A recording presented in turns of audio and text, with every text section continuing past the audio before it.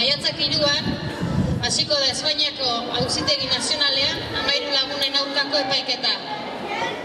Tartean da, Agurtzane, Solaberrieta Usurbildarra.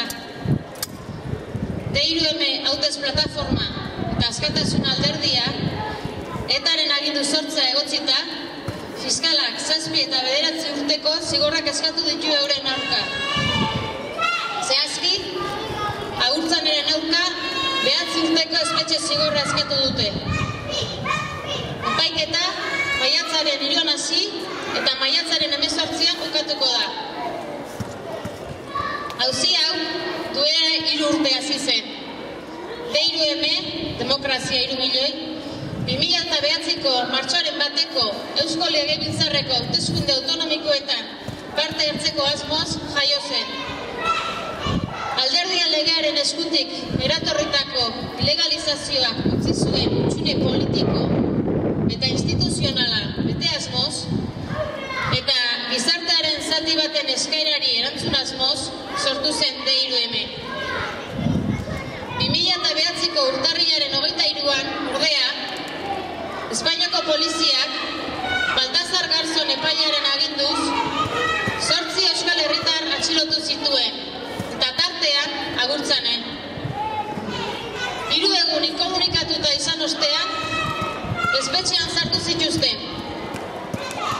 2 hilabetez espetxeratuta egon ondotik, 6.000 euroko bermea ordainduta atera ziren kalera baldintzapeko askatasunean. Ezin ahaztu, antzeko egoeran dagoen beste herritar bat ere badugula, Marisa Alejandro. 2 urte eta erdi espetxean eman zituen, eta 50.000 euroko berme izugarri ordainduta atera zen kalera. Auziperatuta dago orain, epaiketaren zain. Eta eurak bezala, 100 gora militante independentista Euskal Herri osoa.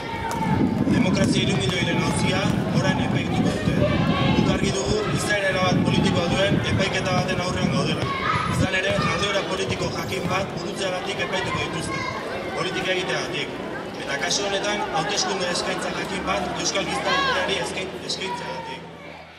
Egungo gartzela politikarekin amaitu behar da. Orain arte legez kanpo utzitako antolakunde politikoak legalizatu behar dira.